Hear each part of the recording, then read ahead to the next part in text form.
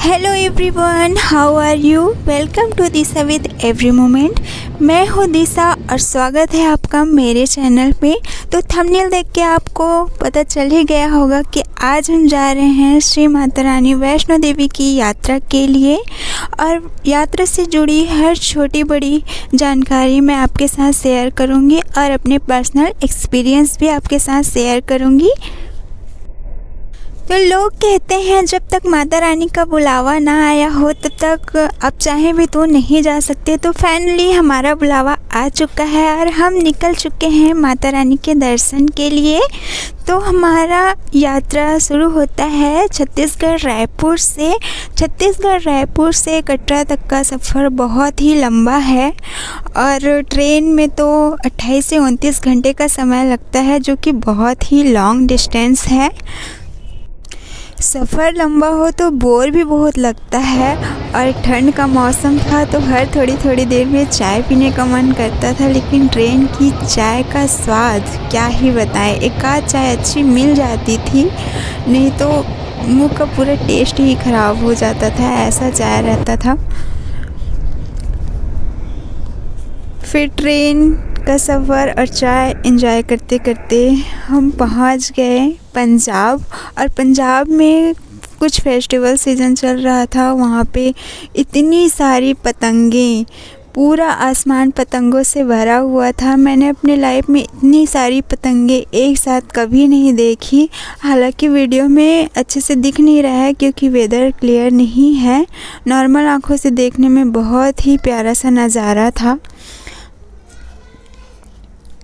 और पंजाब के बाद थोड़ी देर में हम जम्मू तवी रेलवे स्टेशन पहुंच गए। वहां पहुंचते पहुंचते रात हो चुकी थी और जैसे ही स्टेशन से बाहर आए वहां पे कटरा के लिए बसें लगी हुई थी।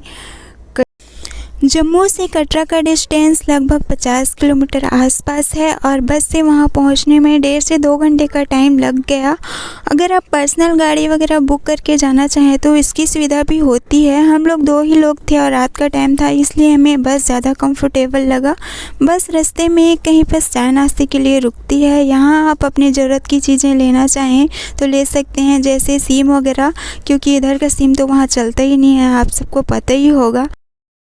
कटरा पहुँचते पहुँचते काफ़ी रात हो चुकी थी और होटल्स तो हमने पहले ही बुक कर लिए थे। तो हमने खाना वाना खाया और सो गए, क्योंकि सुबह उठते ही हमें माता रानी के दर्शन के लिए जाना था। सुबह उठकर नहाया धोया, फ्रेश हुए और फिर निकल गए माता रानी के दर्शन के लिए। ये चेकिंग पॉइंट है, यहाँ से आप यात्रा पर्ची बनवा सकते हैं। यात्रा करने के लिए यात्रा पर्ची की ज़रूरत पड़ती है, जो कि यहाँ से आप बनवा सकते हैं। आप चाहें तो ऑनलाइन भी यात्रा पर्ची बनवा सकते हैं। हमने ऑनलाइन बनवा लिया था। ये मुख्य मार्ग है माता रानी के द्वार का, तो यहाँ से हमारी यात्रा शुरू होती है। ये देखिए मेरा बेटा कितना खुश है और मस्त खेलते खेलते जा रहा है। नीसू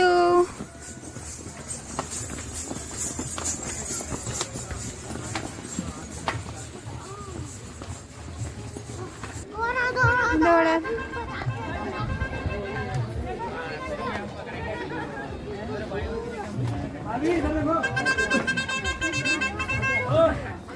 ये नीसू का खिलौना रो रो के लेवा लिया है और डंडे से खेलते खेलते आ रहा है। थोड़ा दौड़ा घोड़ा, दौड़ा घोड़ा, उठा के दौड़ा। जय माता दी दोस्तों, देखिए हम लोग का पहला फैमिली कपल टूर है माता रानी वैष्णो देवी मंदिर में, और हम लोग चढ़ाई कर रहे हैं। मेरा छोटा बेटा भी चढ़ाई कर रहा है, दिखाओ नीसू, ये देखो ये भी चढ़ाई। बोल जय माता दी, बोल दो जय माता जी। हाँ चलो जय माता जी कहते जाओ। कटरा से माता रानी के भवन की दूरी लगभग 12 से 13 किलोमीटर पड़ती है। जिस मार्ग से हम जा रहे हैं वो बाण गंगा वाला रास्ता है।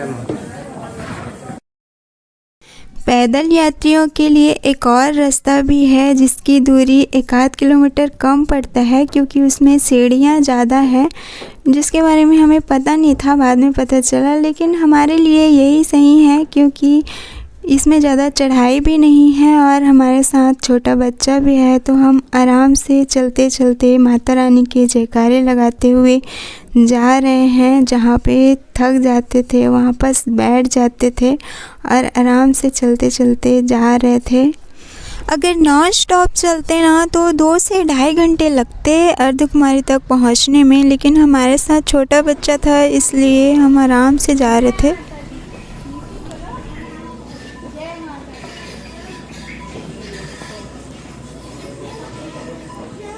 बोलो जय माता दी, बोलो जय माता दी, जय माता दी। सुबह जब हम निकले थे तो बहुत ठंड थी, इसलिए मस्त जैकेट वैकेट पहन के निकले थे। लेकिन 2-4 किलोमीटर चलने के बाद गर्मी लगने लगी और मेरी हालत तो और भी ख़राब होने लगी। समझ नहीं आ रहा था पर्स संभालूं कि बच्चा संभालूं कि चलूं। छोटे छोटे बच्चे मस्त चलते चलते जाते थे, खुश होकर मस्त एंजॉय करते हुए माता रानी के दर्शन के लिए। लेकिन मुझे ज़्यादा चलने की आदत नहीं थी, इसलिए थकावट बहुत लगती थी। हर थोड़े थोड़े दूर में हम लोग बैठते बैठते खाते पीते आराम से चलते चलते जा रहे थे। थोड़े दूर चलने के बाद एकदम से गर्मी लगने लगी, तो हमने जैकेट वैकेट सब निकाल लिया और फिर चलने लगे। बीच बीच में टॉयलेट्स, पानी वानी पीने की व्यवस्था बहुत अच्छी थी। आराम से चलते चलते हर कोई जो भी भक्त यात्रा करना चाहते हैं माता रानी के, बहुत अच्छे से कर सकते हैं। ये देखिए भक्तों की भीड़ आ रही है पीछे से, बहुत मज़ा आता था। इन लोग एकदम नॉन स्टॉप चलने वाले भक्त हैं, जयकारे लगाते लगाते मस्त जाते हैं। और ये देखिए मेरे बेटा, इसकी शैतानी तो हर जगह चलती है, जहाँ पाता है चढ़ जाता है। जो भक्त पैदल नहीं चल सकते लेकिन माता रानी के दर्शन करना चाहते हैं, ये देखिए उनके लिए इस तरह की सुविधाएं भी हैं। पिट्ठू वगैरह की, घोड़े, खच्चर, पिट्ठू, सारी चीज़ें सुविधाएं उपलब्ध हैं। बैटरी वाली कार भी चलती है यहाँ पे। ये देखिए फाइनली अब हम अर्धकुमारी तक पहुँच चुके हैं। अर्धकुमारी तक पहुँचने में हमें 3 से 3.5 घंटे का समय लग गया। ये देखिए यहाँ बहुत ही खूबसूरत नज़ारा है। यहाँ अर्धकुमारी में वेटिंग हॉल, टॉयलेट्स, ये सारी सुविधाएं यहाँ भी हैं। अर्धकुमारी में अगर आप नाइट स्टे करना चाहते हैं तो यहाँ रूम्स और डॉर्मेट्रीज की भी सुविधा है। रूम्स की बुकिंग तो ऑनलाइन होती है, लेकिन अगर आपने ऑनलाइन बुक नहीं किया है तो भी आप डॉर्मेट्रीज में रुक सकते हैं। वहाँ पे कम्बल्स वगैरह दिया जाता है। कम्बल का चार्ज 100 रुपीज़ रहता है, लेकिन अगर आप सुबह उसको वापस करेंगे तो आपके पैसे रिटर्न हो जाते हैं। अर्धकुमारी मतलब आधा। यहाँ पे माता रानी ने 9 महीने गर्भगृह में रह के यहाँ तपस्या की। उसी गुफा के दर्शन के लिए भक्त यहाँ आते हैं। यहाँ हमेशा वेटिंग रहता है क्योंकि गुफा का रास्ता बहुत ही छोटा है और एक एक भक्त ही जा सकते हैं। ये देखिए यहाँ से नीचे का नज़ारा कितना खूबसूरत है। तो यहाँ अर्धकुमारी में हमने सुबह से निकले थे, खाना वाना भी नहीं खाया था, इसलिए यहाँ पे मस्त राजमा चावल खा लिया। और यहाँ खिचड़ी प्रसादम भी बढ़ रहा था और यहाँ हमेशा वेटिंग रहता है, इसलिए हमने यहाँ नंबर लगवा दिया। यहाँ हमेशा 5 से 6 घंटे का वेटिंग रहता है, तो यहाँ नंबर लगवा दिया और हम बढ़ गए माता रानी के दर्शन के लिए आगे भवन की ओर।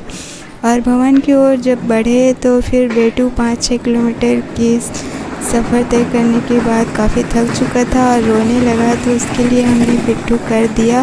वो मस्त पिट्ठू में आराम से बैठ के जा रहा था। मैंने उसमें अपना पर्स और वाटर बॉटल जो भी मेरे हाथ में था सारी चीज़ें उसमें रख दिया और बहुत ही आराम से जा रहे थे। पिट्ठू का चार्ज अर्धकुमारी से माता रानी के भवन तक 350 रुपये किए। और ये उसके पापा वो शौक में खुद ही ले जा रहे हैं, वो भैया से ले लिए थे और थोड़ी देर तक ऐसे ही चलाते चलाते जा रहे थे।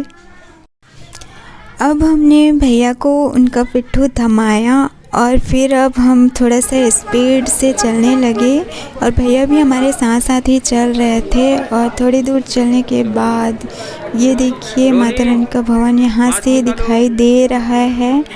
यहाँ से अब 2-3 किलोमीटर की दूरी और बची है और हमारी मंजिल तो हमें दिखाई दे रही है। तो हमने मोबाइल अब पर्स में रख दिया और स्पीड से चलने लगे। वहाँ माता रानी के भवन पहुँचने के बाद वहाँ पे मोबाइल वगैरह अलाउ नहीं रहता, पर्स कोई भी चमड़े की चीज़ अंदर ले जाना अलाउ नहीं रहता। वहाँ पे लॉकर की सुविधा रहती है, लॉकर दिया जाता है, सारी चीज़ें वहाँ पूरी तरीके से सुरक्षित रहती है, कुछ भी इधर उधर नहीं होता। और हमने आधा घंटा लगा माता रानी के दर्शन करने में। आधा घंटे में माता रानी के दर्शन करके हम बाहर आ गए और बाहर का नज़ारा ये देखिए बहुत ही सुंदर था। पूरे बर्फ़ से ढकी हुई पहाड़ियाँ, आसपास पूरा बर्फ़ ही बर्फ़, यहाँ तक कि पूरे रास्ते में भी बर्फ़ था। जस्ट हम लोग पहुँचे उसी टाइम हटाया जा रहा था रास्ते का बर्फ़, क्योंकि 1-2 दिन पहले ही यहाँ बर्फ़बारी हुई थी। तो माता रानी के दर्शन करने के बाद ऐसी मान्यता है कि भैरव बाबा के भी दर्शन ज़रूर करने चाहिए। बिना भैरव बाबा के दर्शन की यात्रा पूरी नहीं मानी जाती। शाम भी काफ़ी हो चुकी थी और चढ़ाई करना तो हमें पॉसिबल नहीं लग रहा था, इसलिए हमने रोपवे वाला रास्ता चूज़ किया। रोपवे का चार्ज पर पर्सन 100 रुपीज़ होता है, जो कि लाने और ले जाने के लिए दोनों होता है। लेकिन इसका जो टिकट काउंटर है वो सिर्फ शाम के 5 बजे तक ही ओपन रहता है। शाम 5 बजे के बाद टिकट काउंटर बंद कर दिया जाता है। 5 बजे से पहले अगर आपने टिकट ले लिया है तो आपको ऊपर ले जाया जाएगा और लाया भी जाता है। ये देखिए बहुत ही सुंदर सा नज़ारा, चारों ओर पूरा बर्फ़ ही बर्फ़ है। रोपवे में एक बार में 20-25 लोग आराम से आ जाते हैं और हम लोग जा रहे हैं ऊपर। फाइनली हम लोग भैरव बाबा मंदिर पहुंच गए।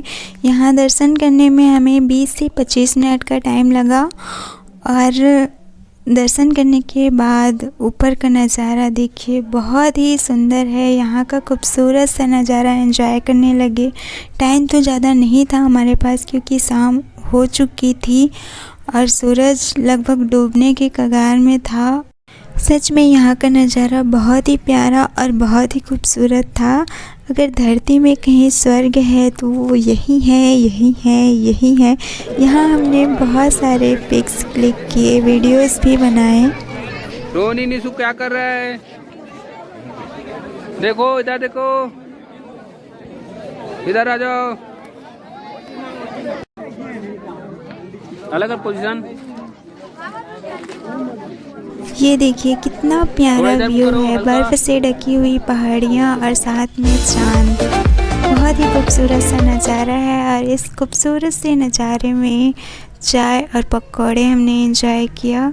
बहुत ही मज़ा आया, बहुत सारे पिक्स लिए, बहुत सारे वीडियोस भी बनाए और फाइनली अब हम जा रहे हैं नीचे, क्योंकि शाम हो चुकी है और हमें नीचे भी जाना है। क्योंकि यहाँ नाइट स्टे करने का हमने पहले से कोई प्लानिंग नहीं किया था, लेकिन यहाँ नाइट स्टे करने के लिए भी सुविधाएं हैं। रूम्स, डॉर्मेट्रीज वगैरह यहाँ भी हैं। अगर आप माता रानी के दर्शन के लिए आते हैं तो यहाँ नाइट स्टे करने का प्लान ज़रूर बनाइए, क्योंकि सुबह का नज़ारा यहाँ बहुत ही खूबसूरत होता है। बताते हैं, हमने वो मिस कर दिया क्योंकि हमारा पहले से कोई प्लान नहीं था।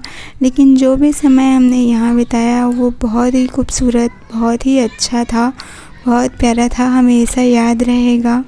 इतना खूबसूरत नज़ारा मैंने अपने लाइफ में कभी नहीं देखा था। बहुत ही अच्छा लगा। माता रानी के दर्शन हमें अच्छे से हो गए, भैरव बाबा के भी दर्शन कर लिए। अब शाम भी हो चुकी है और हमें नीचे वापस भी जाना है, रूम तक जाना है। और क्योंकि हमारे साथ में छोटा बच्चा भी है तो जल्दी निकलना है। साथ में हम जो व्यू देखने के लिए मिल रहा है उसको भी एंजॉय करते हुए जा रहे हैं। बहुत ही प्यारा लग रहा है।